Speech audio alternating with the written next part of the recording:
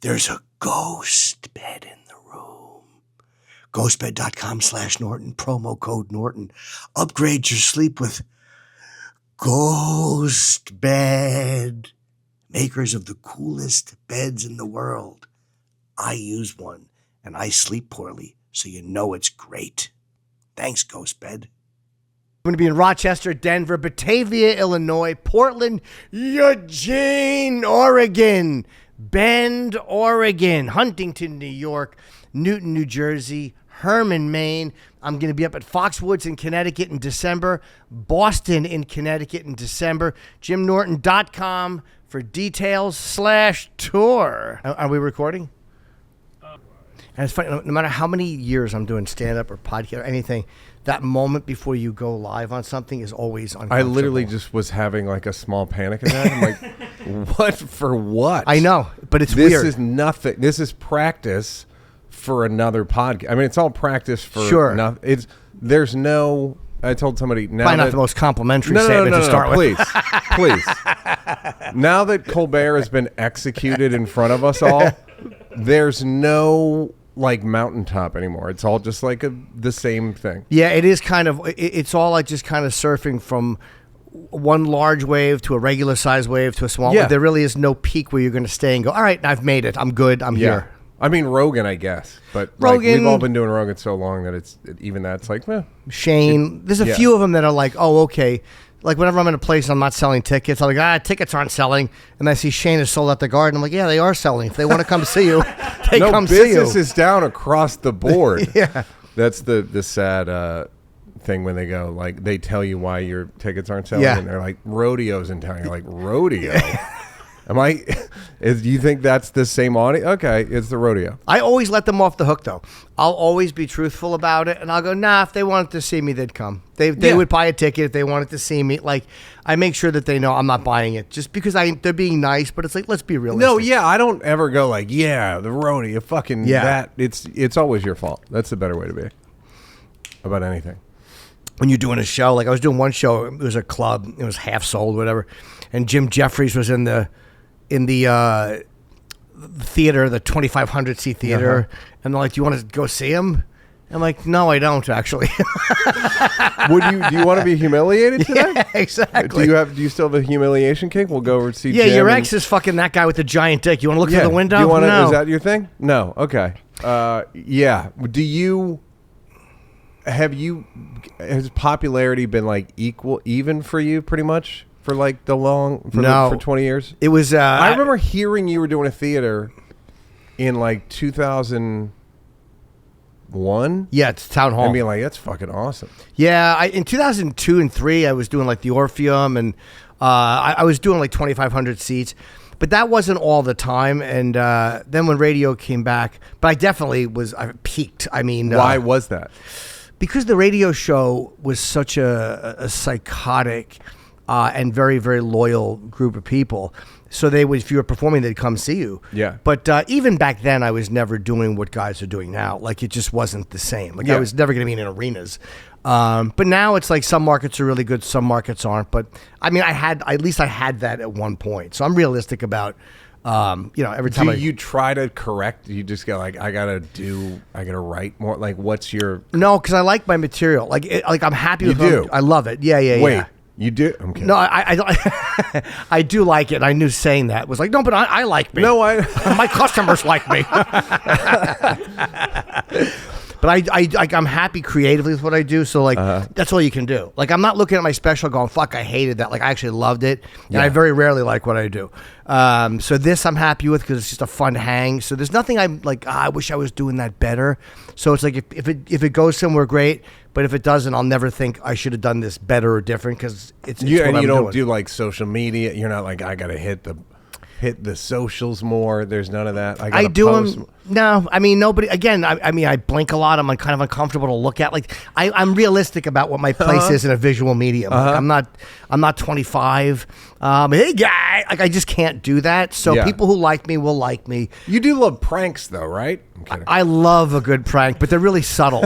Like I'll switch the AM and the PM Excedrin, and I'll go into the supermarket and I'll film it and I'll leave the camera.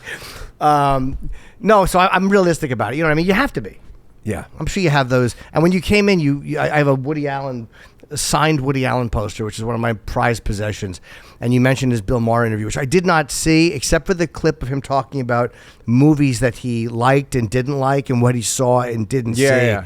And it was just really, even though it was, again, he's very old and I just love Woody and I love I everything. do too, but don't you find it interesting, like, seeing someone expire in real time? And I don't mean like we're watching him die, which is also true. Sure. But I'm saying, like, he was like the shit. Yeah. In the 70s, 80s, even the 90s. And he made, like, Match Point was 2005 or 5, yeah. So, like, he's a killer, and now it's just kind of like, meh. Yeah, all that the allegations against him just wrecked him, and it made it so like controversial to work with him. It just it soiled everything. But we were talking on another episode about how much I love his stand-up. He's the most underrated stand-up because he stopped in the 60s, but the nightclub years of Woody Allen, I think I put up there with anything Pryor did or Carlin did. Like, it's the best joke writing in history of anyone. I haven't heard very much. I should listen to it. Yeah, it's like my mother used to, when I was 12, my mom worked at the library. This is a really nice story. I love it already. She would bring home records for me, like Reality, What a Concept. Can I just say, if this story ends now, it's been great. Unfortunately, though, and I would say fortunately, there's a lot more to it. Great. This is only chapter 1 in what is going to be a long tale of little Jim Norton. Serving. Yes, go ahead. Yes, innocent jokes I had before I blew my friends. I think that the Woody Allen nightclub years was one she brought home. It was a 3-record set, and I loved it, man. He was one of my first stand-up loves. Very underrated. So yeah, if you can get it, listen to it. What I'm talking about is like somebody being. You ever like Google Warren Beatty? Or like just seeing someone be like in the prime of their life and then they just like it's the Back to the Future, just like they crumbling. Yeah, crumbling, falling apart. But also like culturally so relevant and so like the heat was all on them. Yes. And now it's just like we don't care about that anymore. It's like it's kind of startling to watch. It's got, and you can turn. If you guys want to call in, call. If you need advice, feel free. If not, then don't. But it's weird. Like the worst is when you're watching someone trying to recapture it. Thank you. And when you're watching someone try to not let it go. Yeah. Or like recapture Madonna it. being a good example. Yes, trying to be sexy, and it's like you're still like you're an icon. You don't need to be sexy. You've already done it. I understand you want to look a little younger. I get it, but you don't have to be sexy. Move is I mean, her mistake is like she didn't really create a second move. It was just sexy. Yeah. But look at the picture of her. She looks, I think, better now than ever. That's just me. I love she actually became more your type. Yeah, weirdly. she did. Yeah. Plastic, kind of a chimp mask. Yeah, really. Really lovely. Yeah, it is like a horror movie from 1999 or something. I'm just trying to delete this. I always discard the video. No one cares. Okay. Yeah, but her holding on. No, bring us into your OCD process. Well, John, I please. just like to discard the video because I don't want clutter on the phone. Of course. 'Cause I'm afraid that the memory's being eaten up. Don't get me Pretty started. But she's one of those ones who like, stop. You don't have to do that. Yeah. You can just be you and like be a little bit older. I get for women it's harder. Like no one cares about. Like I'm fatter than I should be. No one gives a fuck. They make fun of me for it, but it's not gonna hurt me. Whereas when you're a sex symbol and but also just being a singer is a horrible job anyway. It's just so like you're gonna expire. It's just how humiliating is it for everyone. Yeah, are you going to go out with dignity, or is it going to be like Frankie Valli, who's doing terrible lip syncing and holding the mic like this, and he's like 5 feet off the mic, and it's obviously a record playing. Yeah, and I feel bad for him, but I'm tolerant of singers, like a guy like Elton John if his voice cracks, or when Ozzy's. Oh yeah, I don't give a fuck. I'm like, yeah, go ahead, you're 75. Oh, I agree with that, but there at least like there's. Did you watch the Billy Joel, by the way? The Billy Joel documentary? I didn't even know about it. No, it was on HBO. It's better. The first part I thought was really good because I didn't know anything about him. Right. And the second part was kind of more like behind the music, but yeah, I'm with you in terms of like how do you end it? Yeah. How do you end it? What do you do? How do you like? What should I mean? Johnny Carson was a good example of just like disappear and never. They took one picture of him on a boat. Yeah, that's right. Great. Yeah, but he had emphysema and he dropped dead in, I think, 2005. I think he was 12 years after he left, he died. Tony Bennett did it right. Again, but for a guy who's not built on being sexy, like if you can go out like that or Sinatra or any of those guys who just keep singing, or fucking like Patti LaBelle or any of them, they sing late into their life. But it's when you're relying on trying to be young that you're finished. And also go to a smaller venue. Yeah. Oh, I have. I have. Yeah, it's BYOC. Bring your own curtain. for the back of the room. Yeah, behind row 2. And it looks like it's a mob scene. Yeah. And you come out and go, boy, this place is packed, huh? It's a mob. Oh, to the gills. Yeah, you get really comfortable seeing a waitress seated on the Saturday Late Show in the back of the room. She's either enjoying the show or she hopes I cut my own throat. Watching clips of you when you were more popular. Yeah, wow, this guy. Jesus, 1,000-seater. Incredible. Yeah, it's a little humiliating. But again, I guess it beats the option, which is not doing it, but not by much. It beats it by a little bit. Yeah. Yeah, it is. But it is like you an older comic was like, you can't believe the amount of people that quit between like 55 and 60. Yes. And now I know what he means, because it's like, how much longer are you going to fly around? Like, there's always the optimism of like, my best days are ahead of me. And and then sure. Where you realize like, okay, so I'm just doing this room, and then it's going to be smaller, shittier cities. And that's shitty. Cities do get worse. Yes. They're not all the same. So I'm just wondering like how I don't even know why we started talking about it, but how you approach it. I mean, I still make a decent living. Yeah, exactly. Like I still am enjoying it, and because I turn over material, there's always that thing of working towards material. Like I feel good about that, but it's guys who are doing the same stuff. Like I put something out and I'm happy with the new hour. Like it still needs a lot of work, but I'm like, yeah, I like that I've created this new thing. You know how it is. I don't feel like I'm doing the same old thing, so you don't feel like you're dead. Yeah. I feel like, all right, at least I'm alive and still thinking. Do you work because you want to, or you have to? Like you have money. I mean, I know you have money. I must have some money, right? Right. Sure. I mean, right. We can all admit that. But some guys, I work because I like it. You like work, yeah. But you could. But just I don't stop. assume I don't. I worry about like just getting into a fender bender, and then that ruins my, you know what I mean? Lawsuit stuff. Yeah. Yes. Like just some random thing, and I'm like, but I told everybody to fuck off. Yeah. I told everybody in work in showbiz to suck my dick. Yeah. And then I have to come up and be like, I got into an accident. I need money. Yeah. So I work for that reason, and also like I like it. It's like energizing, and also like writing jokes and being competitive, like wanting to be as good as other people. Right. Like that's kind of the reason I do it. And you look at one point, like Dane got a lot of money taken from him. Billy Joel, absolutely. So you really can lose money if you're not. And what's fucked up is I use Dane's brother as my accountant, so I'm just hoping. I use Billy Joel's. Yeah, so that's how we stay on top of it. Sure, keeps us fresh. Yeah. Hey, what did you do to him again? All right, let me just be really careful to avoid that. Not me. Won't happen again. Never sign over power of attorney. That's my only financial advice. Never give power of attorney to anyone, even your fucking accountant, other than to bill pay. Like you just got to be. I'm very paranoid. How about your wife? No. Are you kidding me? Her financial decision. Why am I whispering? Fuck her. She's terrible with money. No, she would blow through this place. I'm talking about power of attorney. You go to a coma. Oh, good. Same look, by the way. I don't even know. Had to do that joke. I had to do it.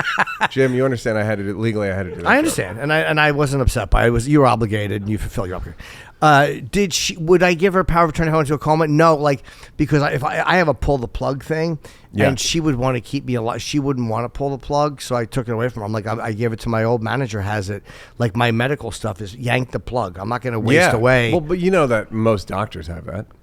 Most doctors have a do not resuscitate, because if you get CPR done on you, the thing they don't say is like you break 4 ribs. Yeah, like automatically they're gonna break shit.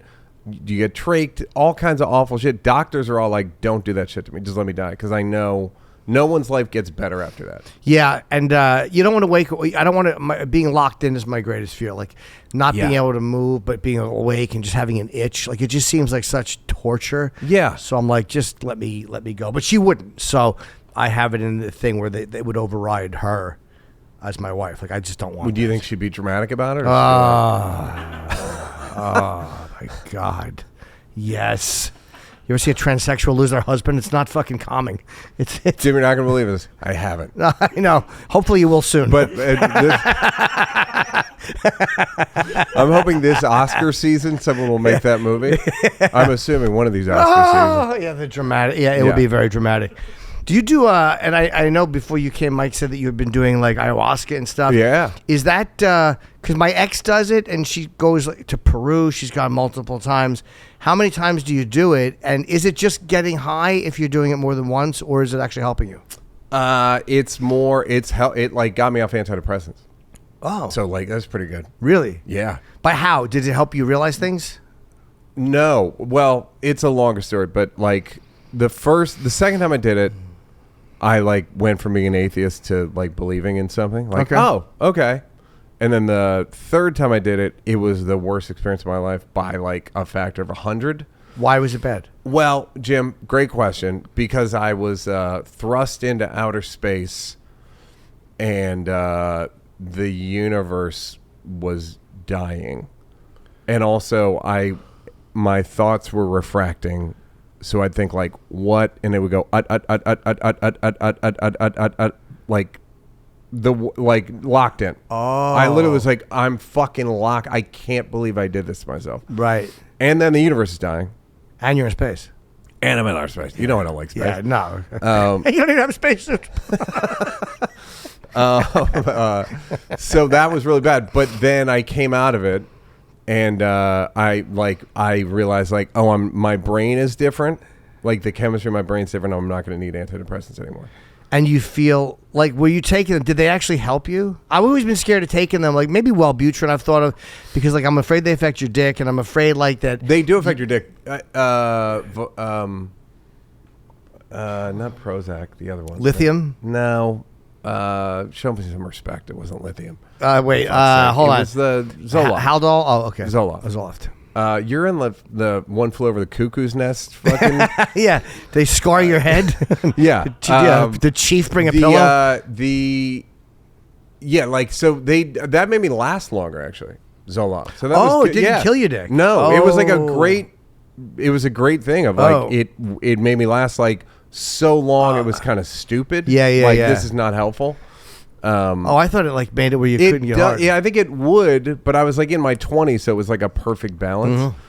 Mm-hmm. And then and I took and so I would take that, but it didn't affect anything negatively. It that I was didn't. aware of. No. Okay, but when you took it for years, and then when you get off it, how do you feel? How long? Like, was there like a crash period after you got off it? Well, no. What's interesting is I started.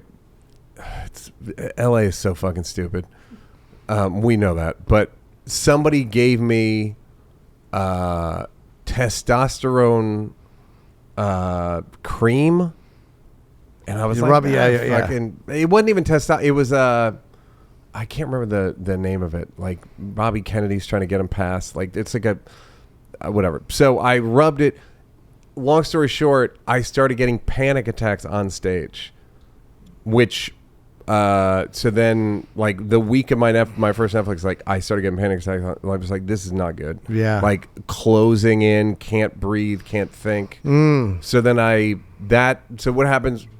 Long story short, I still get them. So now I take propranolol, which is an anti-panic attack thing. When it's like simple, I take it anytime. Now you still take them? Yeah, okay. I take them when I have shows. Like is it anything? Is that a beta blocker? Yeah. Okay, because I asked somebody about those because I panic when I fly, and I did a good job. Like after the pandemic, I just hadn't flown in so long, and it was right back where I'm literally sometimes flying, looking out the window the whole time at the wing like a douchebag, and it's just uncomfortable, and it's such a big part of my life. You think that's douchey? You're a douchebag. If you're actually staring at the wing, you're an absolute bona fide douchebag. Because it's annoying. You're like a child. Are you wearing sunglasses? What's douchey yes, about it? I am. But it's because of the sun. And I'm also just making sure the wingers are okay. It's a complete asshole move. Okay. I've actually stopped doing it. I've actually started closing the windows and saying, there's nothing you need to see out there. Mind your business.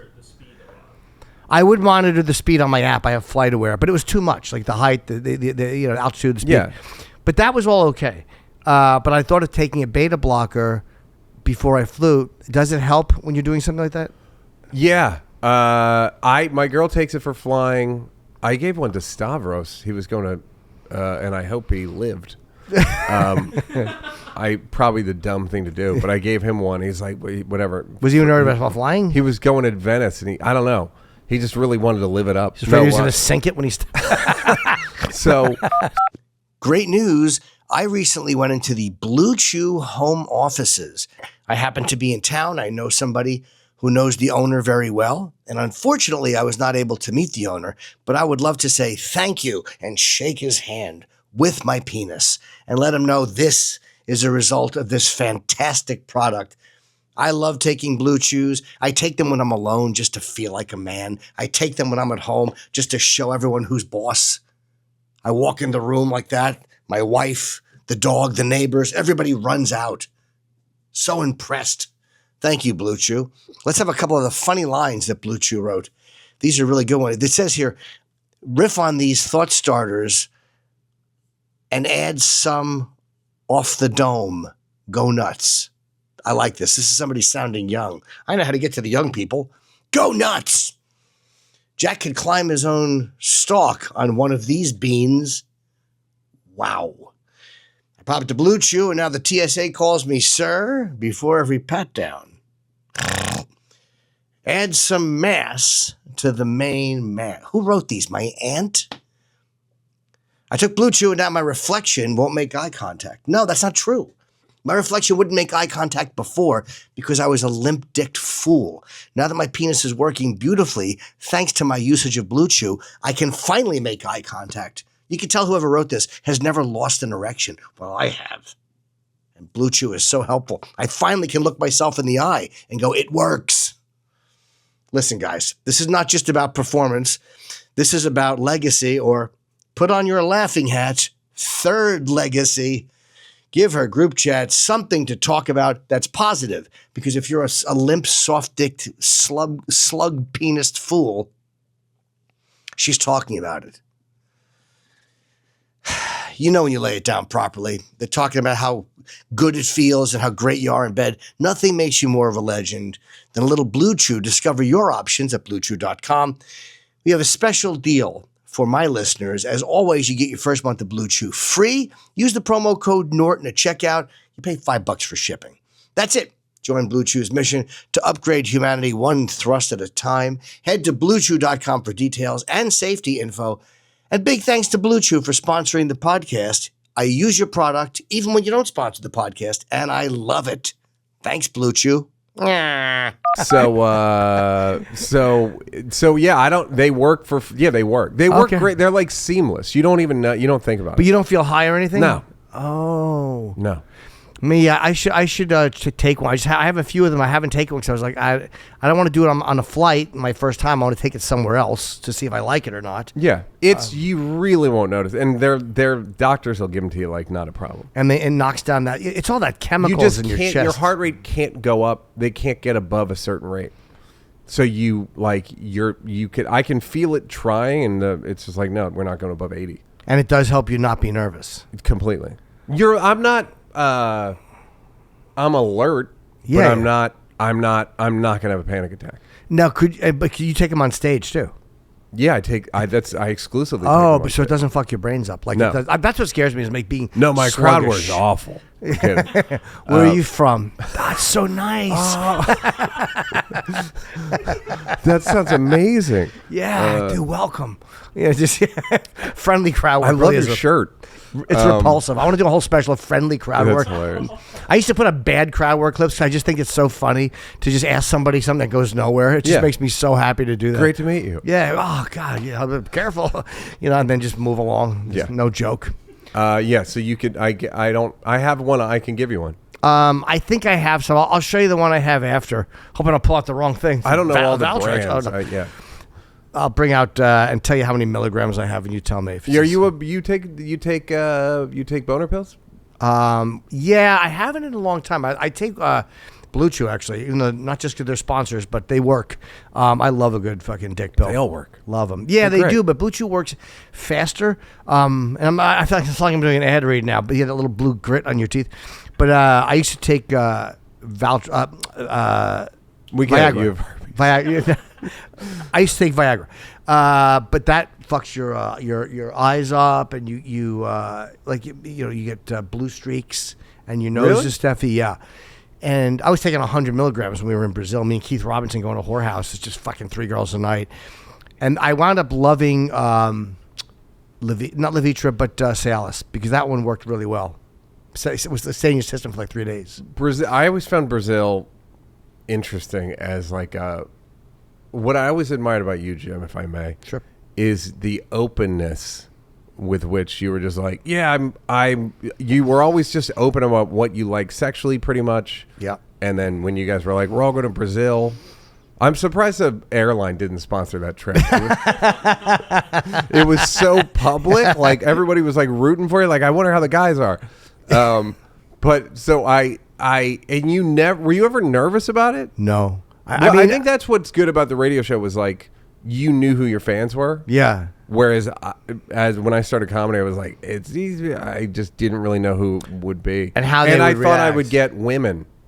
Meaning I thought I was trying to like get female fans. Oh. Also, which I think is probably a losing battle. But Yeah, I've sacrificed a big group there. I have some female fans. The ones I've gotten though are gross. they were good girl. I apologize for that, ladies. You eating my ass on a first date was respectable, and I appreciated it. They were goers. Like anyone that would tolerate my material and be comfortable and still want to go on a date. Some of them just liked it and found me sexually repulsive. But the ones that wanted to like hang out after, they were dirty. And a lot of them liked that you talk about stuff. Like, I don't feel ashamed when you talk about that stuff. And they would open up and they would show me their dirtiest side because they knew I wasn't going to judge them for it or be. And you would love it. Yeah. Right? And I would record it and put it on the internet. Look at this whore.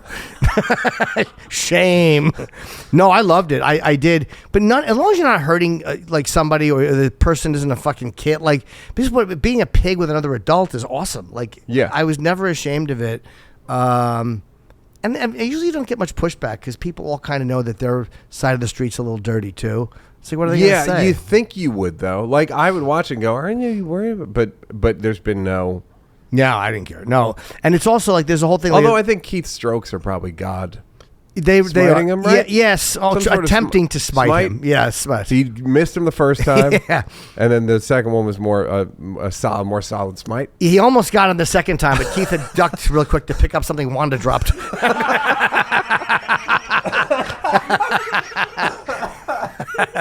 Oh my God! Holy shit! That's even for a Keith joke. That's mean. So, yeah, but you can't be like if you're. I find that with any material, whether it's political, whether it's sexual, if you're, what's the old thing? If you're okay with it, they're okay with it. Like, I've never asked them if this is all right through the way I deliver it, and I'm sure you do that with politics or anything. Like, and if they don't like it, they don't like it. But if I give them a chance to go, like, yeah, that's wrong, they're gonna kill you. But if you you have to mean it. But if you truly don't care how they feel about it, but But nobody was really doing that. Your act was always like, Chappelle is an observation that like every comic represents some constituency. Yeah. And I feel like you were the first person to represent your constituency. And perversion, yeah. Yeah. Like there were no perversion, there were no comics like that I'm aware of. Yeah, and talking about it from a personal point point of view. Like I'm guys who do dirty jokes, but it's like you got it, like telling the real truth. But people related to it. It wasn't that, and it's like, in the old days, comics would laugh at it.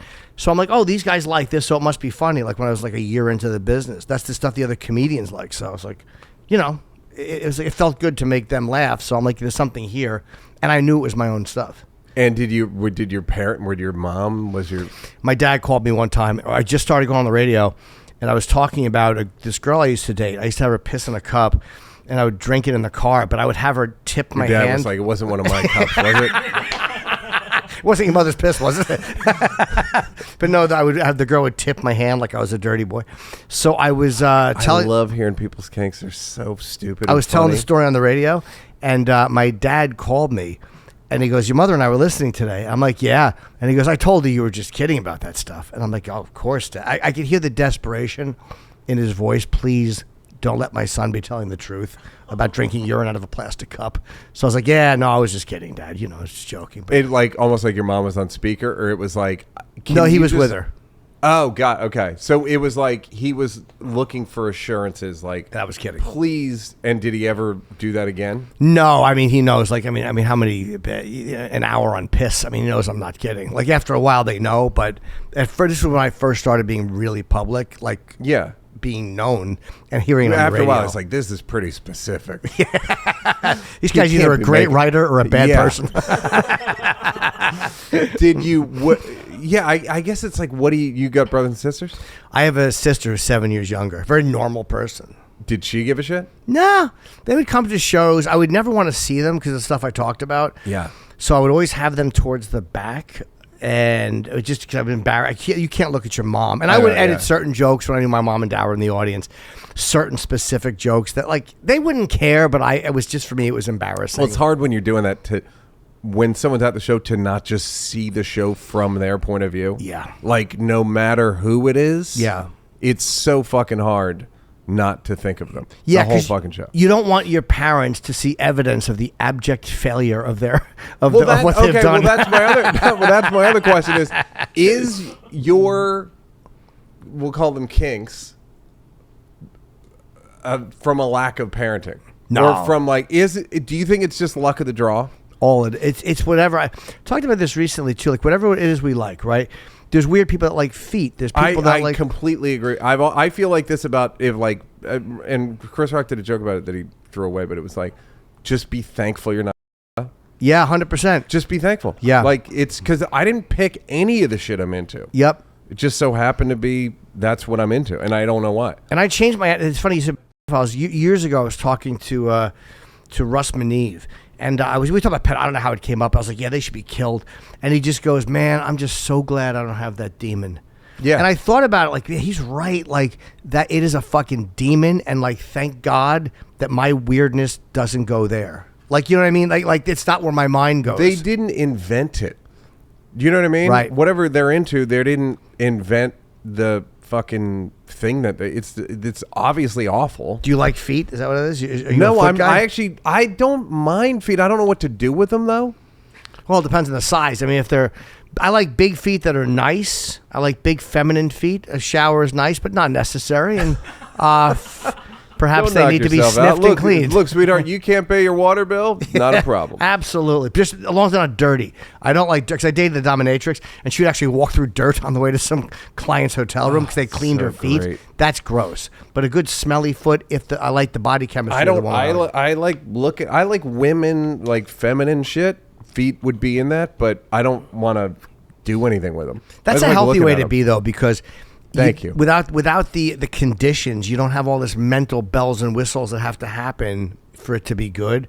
Where I was at all this crazy shit that needed to line up, and then if it didn't line up, then it wasn't a good experience. Was it like you would like slowly introduce stuff because you know it would be expensive? Where you'd be like, I don't want to get like some sort of fucking Civil War reenactment shit. Where, like, I'm gonna have to get the cannon. Yeah. You know what I mean? Like, if I get fire hose, but yeah, yeah. Like, I'm gonna have to get. Like, I don't want to fucking be. If I start this now, I can't start that till the third quarter of next year financially. It's like, yeah, I don't want to start collecting comics because then I'm gonna have to go get all the best ones. Yes. No, fetishes for me would like happen like it's almost like looking at a pie with a piece missing. Like the piece that's missing is what I'm into, and then the clock turns, and it's this piece that's missing. So I would kind of go from thing to thing. Would you not know what was going to be revealed? You kind of, something would hit you, and you'd go like it just had to hit you, and you go like, oh fuck, that was sexy that she said that, or oh my god, it would be a thumbnail, and you'd watch the clip, and it'd be like that. Hits me, it gets me, and I don't know why. Oh, that's so interesting. Yeah, I don't know why it would happen, but it would happen. But you don't have any of that stuff. No, I really don't. Yeah, you're lucky. Just don't. Like, I'm not. Yeah. It's not like I'm even vanilla. I don't give a shit. But do you dirty talk with women? Are you a dirty talker or texter? Here's my issue with dirty talk. A lot of the time, it's bad writing. Yeah, it is. As a writer, it's offensive. You pride yourself on good writing. Yeah, I'm not. It's all the same about your cock is you're this or you're that. Like, it's a very narrow window. It's a narrow genre. Yeah. Unless you really want to go, like, if you want to go crazy with it, I think but I don't. It's just not. And then you have to the other thing is like you have to disavow it afterward. We're like, hey, I'm not it. I would never have 40 guys rape you. That's her telling me.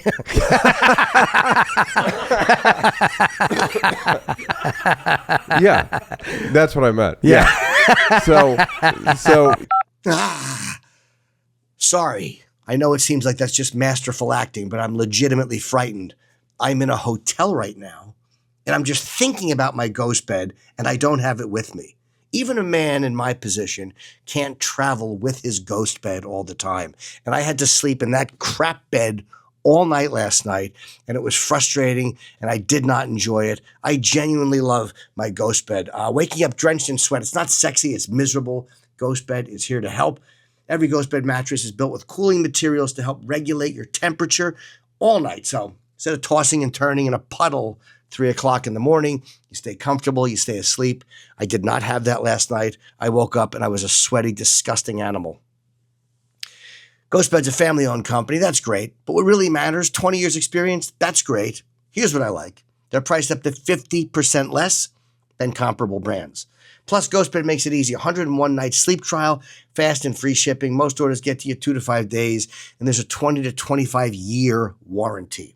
Now, if you're not sure which one to take, because there's a few different beds, you go to Ghost Bed's Redesign Mattress Quiz.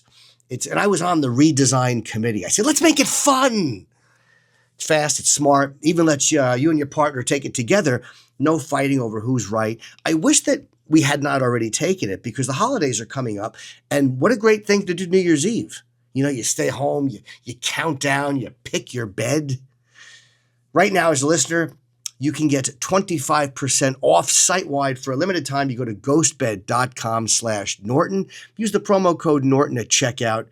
Ghostbed.com/Norton, promo code Norton. Upgrade your sleep with Ghostbed, the makers of the coolest beds in the world. Some exclusions apply. See the site for details. I sleep on a ghost bed. I'm a terrible sleeper. I am finally sleeping good. It really is cooling, and I love my ghost bed. Yeah, like it's like the sort of pageantry around it. Yeah. I just don't, I don't.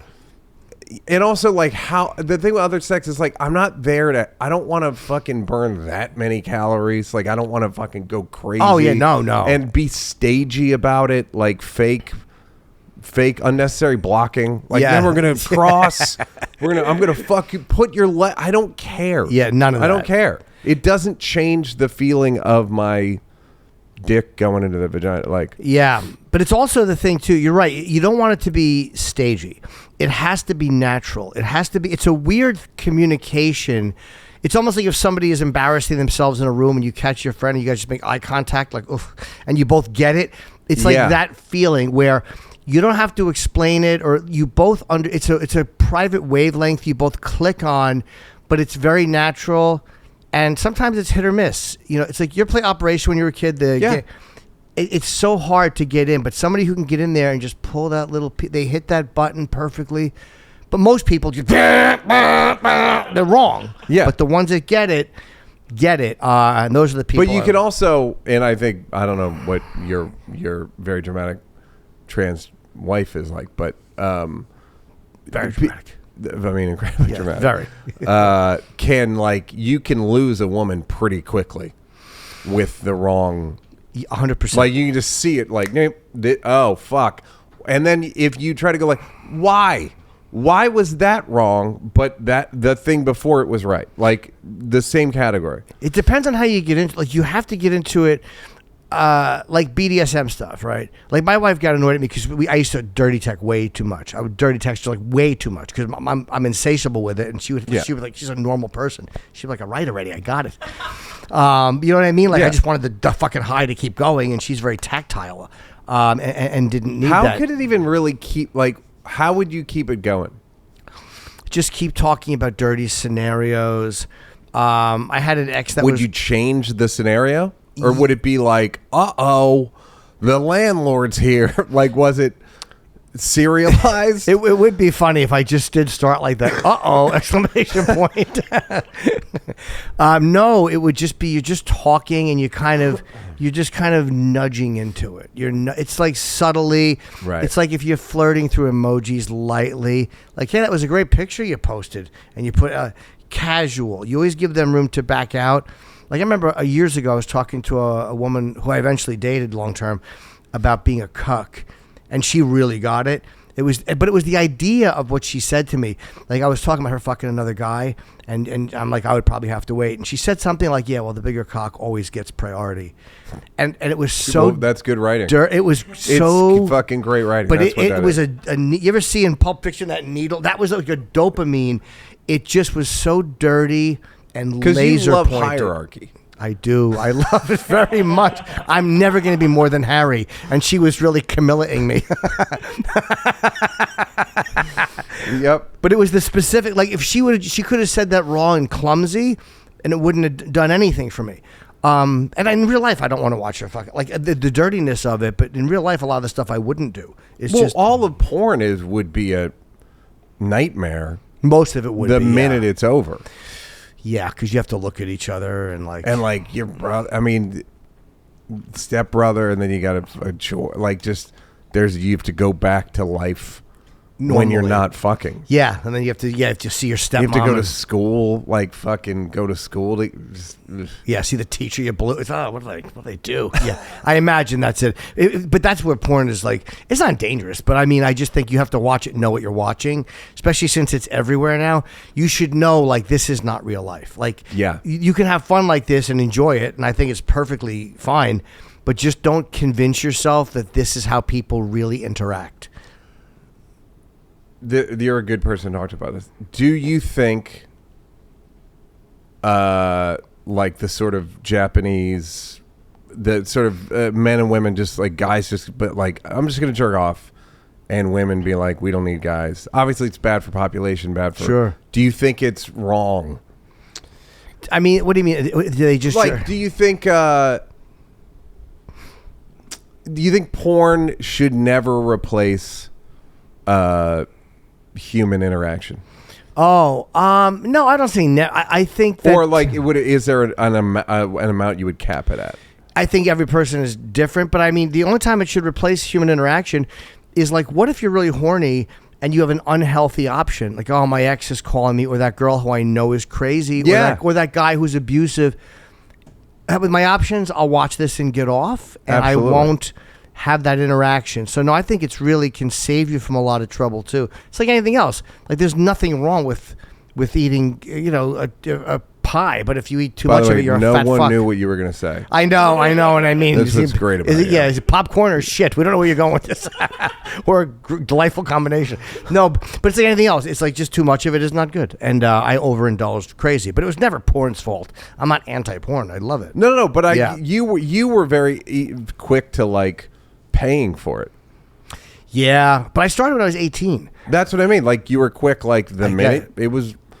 You were of age, that is or a good had point. An income, or got whatever your paper. I don't know what you pay for. I still had temporary fucking plates on my back of my car. Yeah, it was. You're right. I guess that's young for most people, but for me, it was like sexual addiction. It started when I was like a real little kid, so I was years into pornography by the time I did that. And did you have any you just were like, it's all adult consenting. Fuck it. Yeah. And I was always nice to the girls. Like I liked them. I loved talking to them after. Is it healthy? I guess that's my question. Is like, do you think there's a healthy way to do that? Sure. Because I kind of think there is. Of course there is. But then I'm like, maybe I'm wrong because it's certain cultures. It's like Japan. They don't even fuck. People don't even fuck each other anymore. And I mean, obviously it's exaggerated, but yeah. What I mean? But I mean, it's like, look, anything that's becoming addictive and causing a problem is not good. Like, I mean, people don't mind alcohol, but I mean, it's responsible for the spousal abuse and deaths and child. Like, it's a horrible, the overuse of it, what it does to you. But normally, social drinking is great. It's like that with porn or sex or anything. I think, just do a healthy amount of it. Jerk off a little bit. But so you don't think like the incel movement? Part of me wants to just tell incels like, don't fucking worry about it. See, I don't. I actually go, you're right. It's not your fault. I'm saying the same whore. thing. Run her over.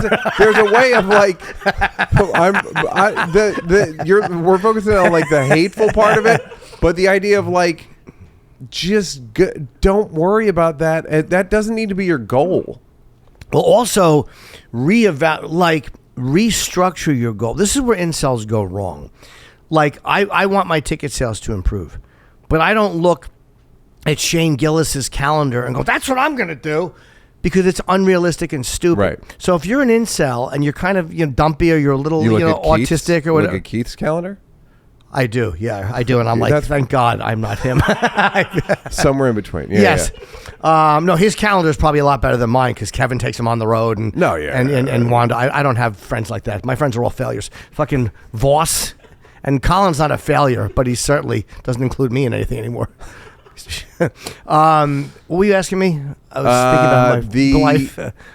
Where incels go wrong. They go wrong because they blame everyone else and they shoot too high. Like if you're an incel, if you're like a 4, shoot for a 5 or 6. But stop looking at 9s, motherfucker. You're not in the gym. You have fucking you have spit on the corner of your mouth. You're autistic. Like, stop it. Go for someone in your range and then don't cry when a 9 doesn't like you. And also, what if women don't like you? Yeah. And what are you going to do? It's like we both deal with like some crowds aren't into us. I'm not going to fucking be furious at them for my whole life. Do you know what I mean? Like, and make it my identity of like these motherfuckers, which some people do in comedy. And it works for them. But yeah, I'm kind of like, fellas, you got to just jerk off and think of a different goal. And you will find a girl. Like, this is the problem, is they're shooting for the cheerleader, but they're not giving the cheerleader the option she deserves. Like, they're being unrealistic. Yeah, she's a 9, you're a 4. A 4, yeah. Which is fine. But if you want to go out and find a 5, don't look at a 5 and go, I don't want that pig, because that's how the cheerleader's looking at you. Yeah, I got shot down by attractive women my whole life. Like, it's been a nightmare. Yeah. And then through just from being in our business, you attract enough people who like your mentality. But I've always been a personality fuck. No one's ever looked at me and went, I have to fuck that guy. No one, no woman. That's never going to happen. Yeah. Well, I have the insult of being probably rich.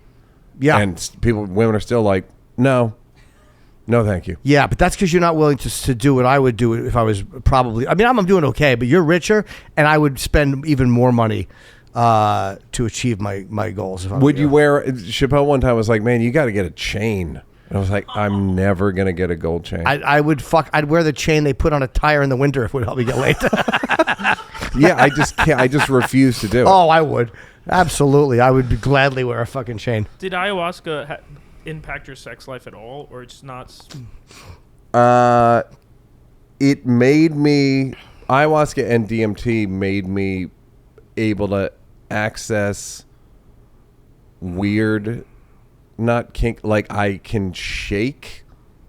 In ayahuasca I like shake like visibly for like 4 hours of just shaking like I have MS or really. It's crazy. It's fucking crazy. How many times have you done it? 20. Oh, okay. Wow. All right. And a thing can happen where I've gone to places with women that have never done it. Where afterward I was like,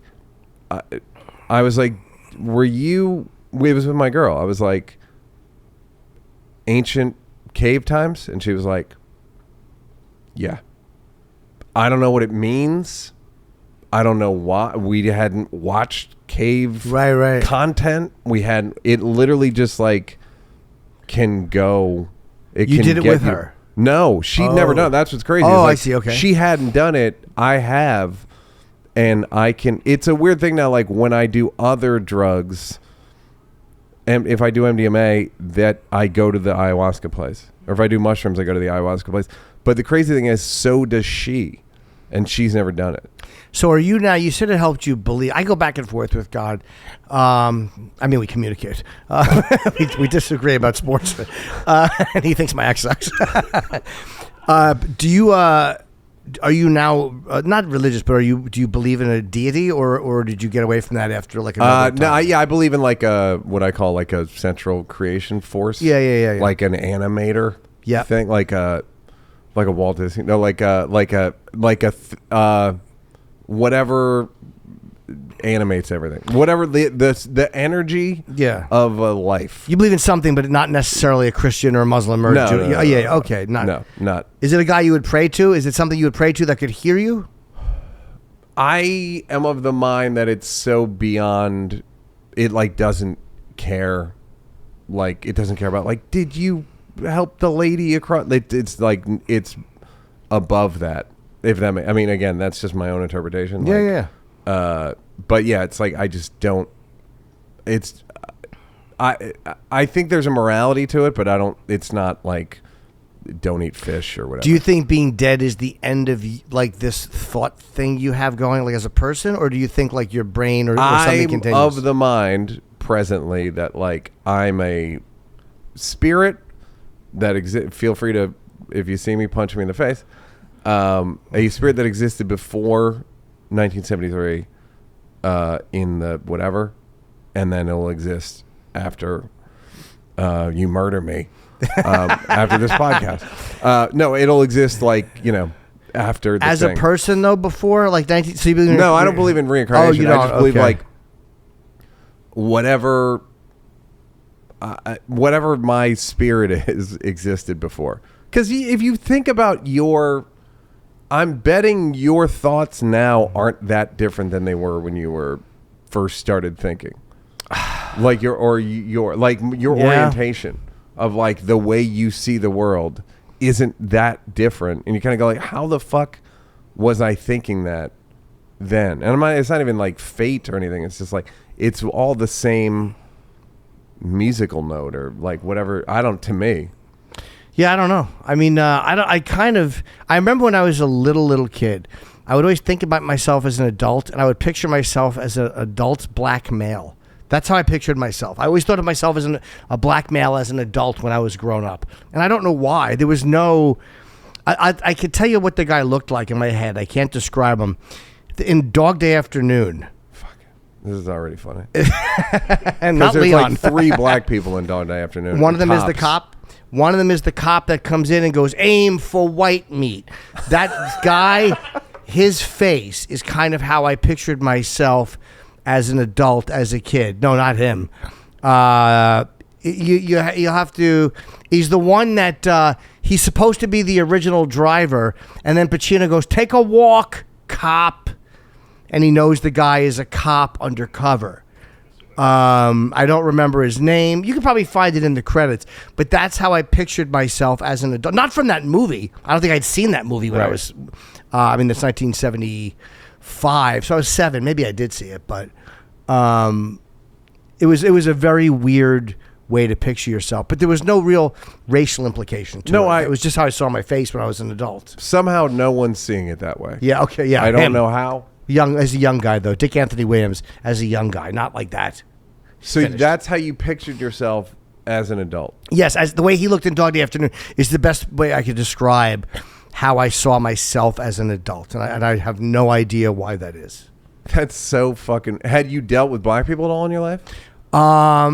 Yeah, just in the neighborhood. Other than driving by and yelling epithets at them. Absolutely, yes. Other than, of course, the servants in the house. Yeah, of course. No, just people in the neighborhood, sure. I mean, it was mostly white, but fairly, kind of like all the way on the right there a little bit. That was kind of how I saw my face. And and I have no answer as to why. But, And when did that stop? I mean, did it? I mean, I am Dick Anthony. No, a little bit older, you get a sense of self. I don't remember when it went away. I You don't start to see remember what black people's role in society is. You're like, I don't want to be that guy. What am I doing? Yeah. I don't remember. That's fucking really interesting, though. Like, when did I drop my invisible friends? Like, Yeah. we all. I used to tell the story. My invisible friend was a woman in her 40s with a beehive hairdo named Helen. That was my invisible friend when I was a kid. I would always talk to Helen, and I don't know why. My mother would say, like, what is Helen thinking? I'm like, well, but that was my invisible friend, was a woman in her 40s. okay, well, I'll say this: that if somebody told me that that's how Jim Norton was as a kid, I'd be like, that checks out. Yeah, an older You know what black I mean? man and Helen fucking up Yeah. a storm. Yeah, like the comics table as a 5-year-old, Yeah. basically. I just don't understand any of that stuff. And it's like did you have an invisible friend when you were a kid? I don't really remember. I don't, like not that I can specifically say like, yes, Chester or whatever. There was no any specific thing, but I just remember thinking in a similar way. Were you like a fantasy person who would spend hours daydreaming, or you like kind of more practical and just? No, I think I would I remember last night or a couple nights ago that I used to do like a character that I would call the demon. I forgot about it from forever, and I was like, oh yeah, I would do the demon. I don't know what I was doing. What It is was the like demon? kind of a bit. It's basically just a bit. But would you act like the demon, or like the demon was around? I would act like the demon, but I don't know what he would. I can't. Do you remember what he would say? I can't remember anything specific about it other than like I wish you used. I know it'd be great podcast. I want to hear I'm yeah. doing this with the demon. This podcast, but yeah, like I remember shit like that. But I also remember like being funny yeah. and like I mean this is a self-congratulatory and creepy story. So when Saturday Night Live was on, like I'd watch Saturday Night Live. I was like probably 8 when Eddie Murphy was on. Yeah. And like I'd have to run upstairs and get in bed when my parents pulled in the driveway. And then at a certain point I was like, I went to my mom, I was like, hey, you have to let me watch Saturday Night Live. It's important. And as I was saying it, I was like, the fuck are you talking about? Right. She's not going to buy this. Like, but I didn't even know what I meant by it's important. But like it ended up being important. Yeah. Sketch comedy ended up being like and Eddie Murphy's brother ended up being in like an important right. thing in my life, and I don't know what I meant. Do you know Did what she I mean? let you watch it? She did. Oh, okay. Because I was that full of shit. Yeah. No, but it was You like sold shit her. like that where you're like, I don't, and that doesn't prove anything other than like, it's all felt like the same thing. Right. Which Who introduced on Chappelle's Show? Who introduced the idea of bringing Paul Mooney and Charlie? Was that Dave, or was that you, or somebody on staff? it just was, said, we Charlie? used to go see Mooney like at Caroline's. Yeah. And he was so insane and funny. And it's so funny. I think of Paul Mooney. He's such a great example of a guy. But people like they have to agree with comedy now, and half the things he said I didn't agree with. But I loved. I didn't give a fuck. Fucking funny. Who cared? I don't care that Yeah. you fucking. OJ didn't do it. All right, great. So what? I know you. You may not even believe it. It's like he said he was gonna rub the Queen of England with chicken grease.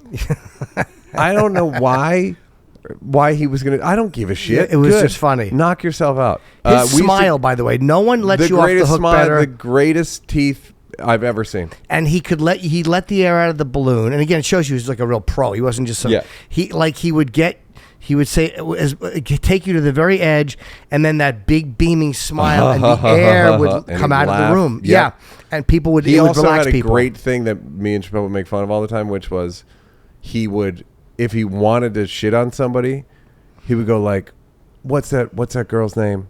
She's married to Charles. What's her name? Princess Diana? Yeah, Princess Diana. Like you couldn't remember that girl's name. Who was that boy who was president? He was had mutton chops. I'm not a crook. Richard yeah, like he wouldn't know. So he would like implicate. He would get the audience in on a bit. Yeah. Which was like I literally stole it because I had a bit that wasn't doing as well, and I was like, let me try doing the Mooney, and it did 10% better. Yes. Maybe they feel like it's their idea somehow, or that they've instigated, or maybe they feel like you're improving the answer. You wouldn't have said it unless they told you they're indictable. It breaks the illusion that or it adds to the illusion like that this is alive. It makes you feel like it's not a pre-written bit. Like, what's the name? Because if he didn't know the name, he couldn't have done the bit. And then you do the bit, and you're like, oh my god, this is happening now. And we're a part of. Yeah, I would never have noticed that. But he was a nicer guy than people think too. Like, he was a weird dude. Like I got to know him a little bit, and we had him on the radio show. But he would be, if he didn't know if you were funny, he'd be a little shitty. And then if you established yourself as funny, he was a very nice guy. Like, he was a really strange test he would put you through. He was a very weird guy, but like, he was great on the show, and it was like good to like, hey, this fucking guy's funny as shit. And it's stupid that he's not more successful, and like, give him a little. And then Charlie was me and Chappelle had written Half Baked, and like, we turned it in, and then we did mushrooms. Like, that, we turned it on Friday at 6, and we're like, fuck it, let's do mushrooms. Did mushrooms, got a limo, went to a club, and then we saw, and so I'm on mushrooms, and I see Chappelle talking of what like looks like Eddie Murphy's fat brother. So I go over, and then it's Charlie, and he's just like got the fucking funniest stories. Yeah. And then we were writing a sketch later, and I was like, we should get Charlie Murphy to do this. And like, we're like, okay. And then it ended up being like, he changed the trajectory of the show with the story shit. And you were doing, I didn't know you co-wrote Half Baked until you just said that. What is it? Does it change anything? No. But I mean, we have to wrap up. Because of that? No, I loved Clarence Williams III, and I met very few people that knew him. Link from the Mod Squad. I played a character named Bobby in 52 Pickup. He was in Sugar Hill, I think it was called. He was in Deep Cover. He's a great actor. He was also Prince. in Purple Rain. He was Prince's father. Yep. He was hilarious in that. In a dark way. Don't ever get married. I loved Clarence Williams III. Shake. He was like such a, I guess maybe he was an over actor. Maybe. I don't know. He was great though. He was great. Did you meet him? That's kind of I probably quoted him in the last month. I heard Brewer and Dave drove him crazy because they were high and he was trying to do scenes, and he's like a serious actor. This is really funny. Let me see if I can. So I think I have a photo. If I can find it quickly. I know it's a very important That's okay. We can always cut, don't you worry. By the time you're seeing this, an hour of fluff has been chopped. Let me go into my collections. Yeah, Peggy Lipton from the Mod Squad. Yes. I had a big crush on Peggy Lipton. Rashida Jones's mother. Is it really? Yeah. Peggy Lipton? Who was the father? Rashida Jones. I'm sorry, Quincy Jones. Did not realize that. Quincy Jones was fucking Peggy Lipton? Good for Quincy Jones was fucking... Everybody, yeah, I'm sure he was. Peggy Lipton and Marlon Brando. Yeah, I didn't know he was with Peggy Lipton. Old man, I went to be shocked by that. It's 2025. Folks, sit down. Wait a minute. Quincy Jones and Peggy Lipton. A black man, no less. That's the teaser for this episode. Quincy Jones and Peggy Lipton. She was hot, though. Were they dating, or did he just fuck her? No, they were like married. They were a couple. Okay. I have a photo of me. Is she alive? Peggy died a couple years ago. Do you ever meet her? Yeah. Ah. I was friends with Rashida. So you know, Rashida was on Chappelle's show. You knew a couple of the Mod Squad people. You know what? Who was the other one? I don't remember his name. Michael Cole, the Mod Squad. I have a picture somewhere. I'll forward it to you. Sure, yeah. Throw it up. Yeah, we'll throw it up in post. Whatever. So me and Chappelle are just smoking cigarettes, and they start rehearsing without us, and it's like passive aggressive. Yeah, because it's like we're the writers, he's in the scene, and then Clarence is getting like pissed off, like just like because me and Chappelle are like 23 at this point, so like aggravating anyway, and he maybe he couldn't remember the line, but he said, "I'm gonna shoot your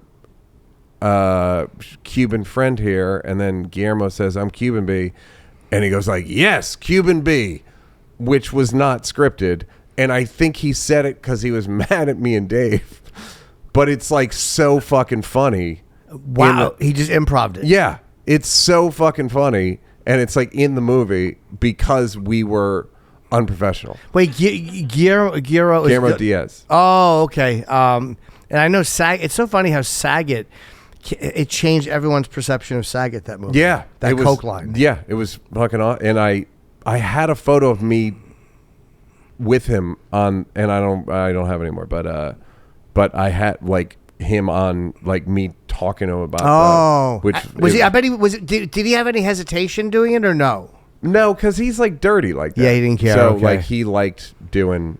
He was like excited. He was directing Dirty Work, Norton movie. Oh, I didn't know when you we were doing that. Yeah. Yeah. How hard is it? Like, because sketch writing is such an art. It's really hard to do well. And the ending of a sketch it just seems like an impossibility. Like getting a good idea. Here's what you do, Jim. Freeze frame. Here's my list of how to end a sketch. Freeze frame. Cops come. You're under arrest. Everybody starts laughing. That's funny. Or if you have to, a really good joke.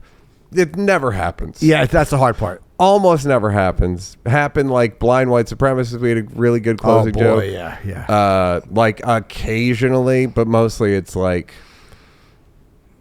a mediocre joke.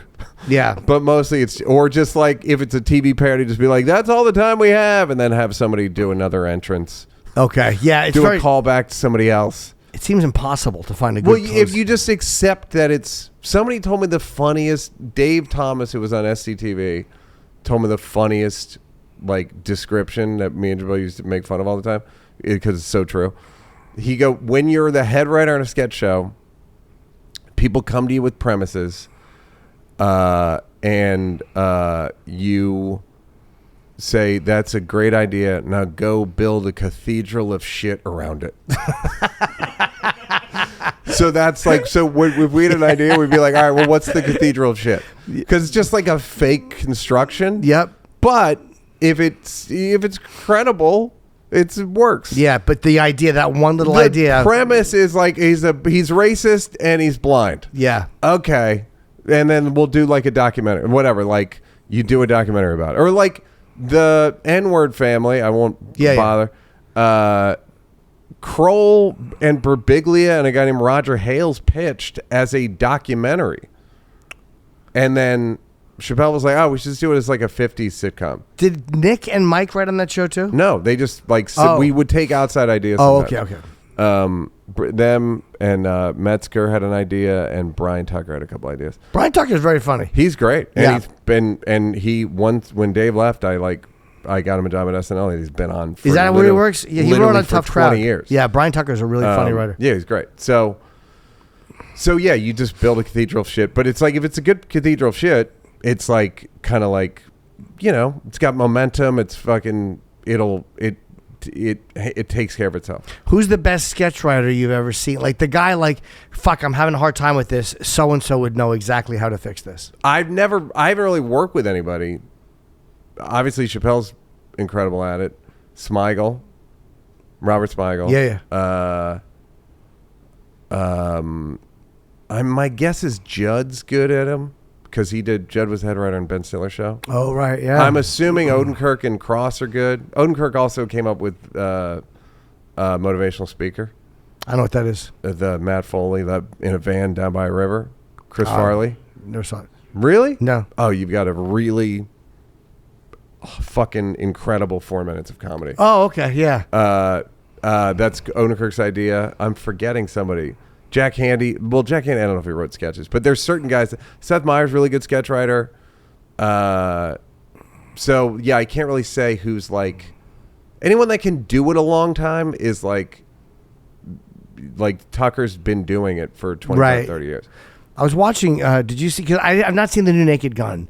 And I kind of want to see it because I've heard it looked like it was going to be awful at the idea of it. No, but then they're like, those kinds of jokes are fucking hilarious. Then they're like, someone said, no, Liam Neeson's really great. And he's a very dramatic actor, kind of like Leslie Nielsen at Peter Graves. These guys were all great.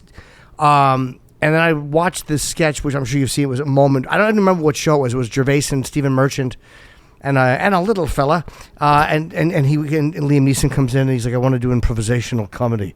Did you ever see that sketch where they're? I've seen. I haven't. Oh my yeah. God, is it funny? I mean, it's I think really it was on Extras funny. probably. It might. Was it? It was the travel show, Idiot Abroad. Oh, got Pretty it. sure it was that. Oh, is that what that was? Man, but I don't know if it was designed as a sketch or just cut out of a bigger part of his show. But holy fuck, was that funny? Oh, I should also mention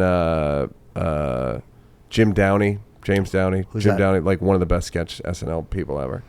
Yeah, SNL. Tina's really good. Like there are certain people that like can just do it. My buddy Mike Schur used to write at SNL, and he was like, Tina just writes hits. You can just, if you can do it, you can do it. Yeah, it's not a skill. It's like being able to write sonnets or like, or being able to write one line. Like different. It's just a different genre that like if you can get your brain to do it, you're. It's a way your brain works. Because like when you look at like certain joke like Rodney. I could never write jokes like Rodney, but it was like set up punchline. Or Geechee Guy has been popping up a lot lately in the algorithm. That's funny. And he is really hilarious. I mean, yeah. Very fun. What did he die of, by the way? Does nobody know what he died of? They said cause of case of Geechee? he I don't know. Yeah, he had Geech. Was he depressed? Because they're not revealing what happened. Either way, it doesn't matter. He was just very, very funny. I'd be curious to know how you feel about like a sketch on Instagram. There's a lot of young sketch creators on there, or if you think it hurts it. I don't want to be like one of these back in my day people. Yeah. If it's a good premise, it's fucking hilarious. Like, I think it was King Batch. Some of them are just aggravating as people, so it's like it's sort of dismiss them. Because they're sort of handsome and they exercise and like they get like you're kind of like resent them a little bit. Yeah. But like somebody had a good sketch. I think it was King Batch where like remember there was that fight where like the black dude threw his hat in the air on the docks in Baltimore. Yeah. And, like, was there a cruise ship next to it or something? And then a bunch of black people like it was like a black call to art. It was just a sketch of like being in, and then he's just throwing his hat in the air and black people would materialize. Just like if you can take a news story or like a cultural thing and quickly come up with a sketch, God bless. Yeah. But most of them, I generally don't like the ones where someone's like talking to themselves and like one's a shitty wig and I'm just like, yeah, do a little better. But again, they're all driving Lamborghini. So like, fuck me. But I'm like, I like costumes. What happened to costumes and doing good accents and whatever? Like, it's stupid. Yeah. I was never a big. Obviously, Chappelle's show was fucking hilarious, and there's a few that were, but it was never my thing. Old SNL, but you get older and you're just like, that's what I liked, and I can't watch Saturday Night SNL now. But I'm sure it's fine. I like the guys on it. But they're all individually funny. I like Cam Patterson a lot. I'm happy he got it. Yeah. Hopefully, he'll do something. I didn't know he did characters, Cam Patterson. Like he's just funny off the cuff. Or maybe they're not gearing I don't towards know that. if he does do characters. I don't know. My bet is he just was. They just were like, he'll be good. He's a good.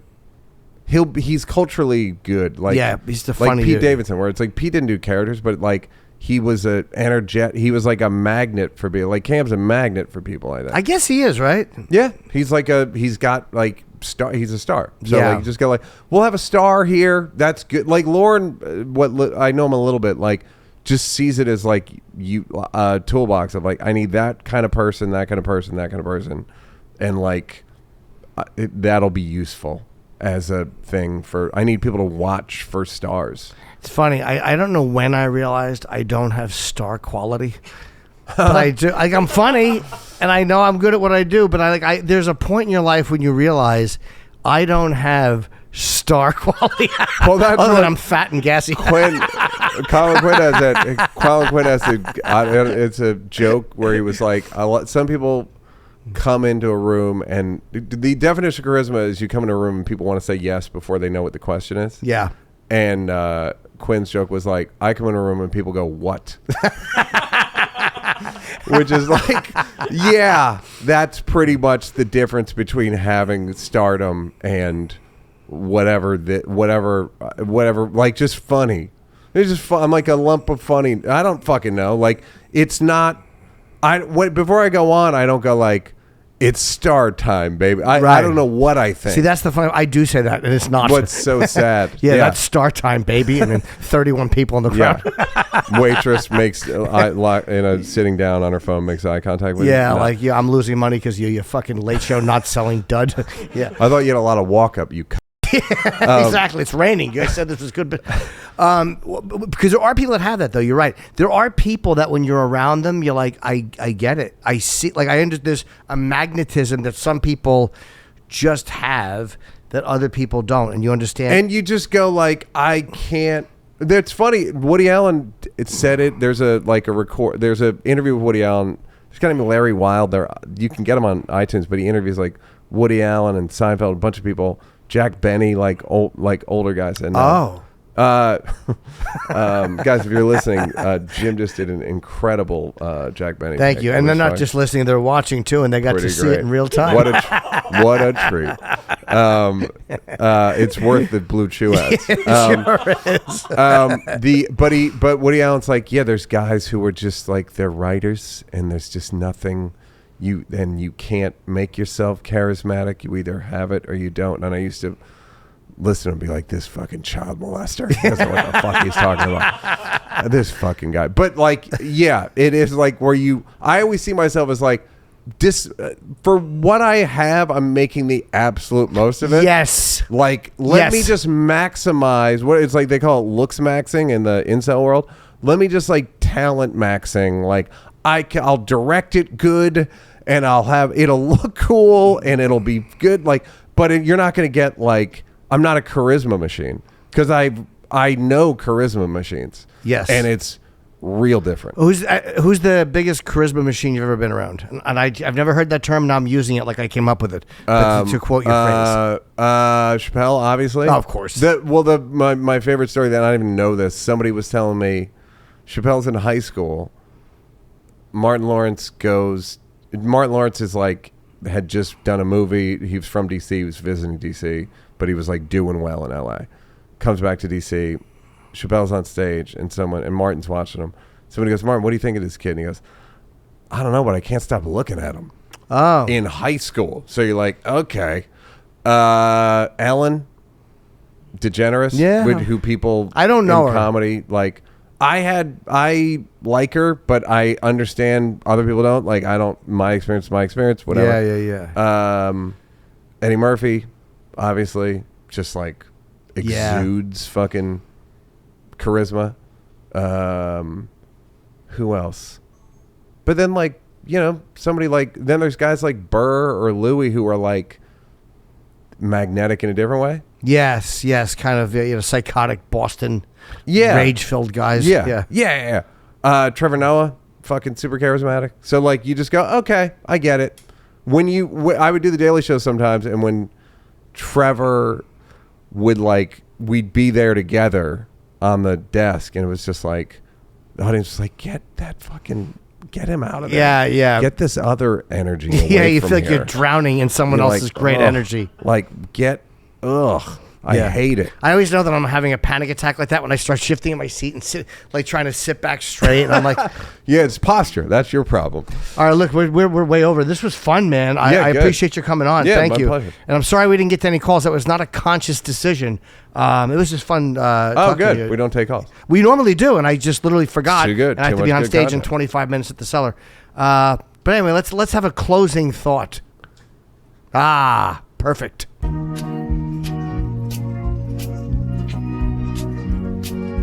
Thank you so much for calling my show. The episode's over, it's time to go. Good luck, stupid, good luck, stupid. I hope everything works out.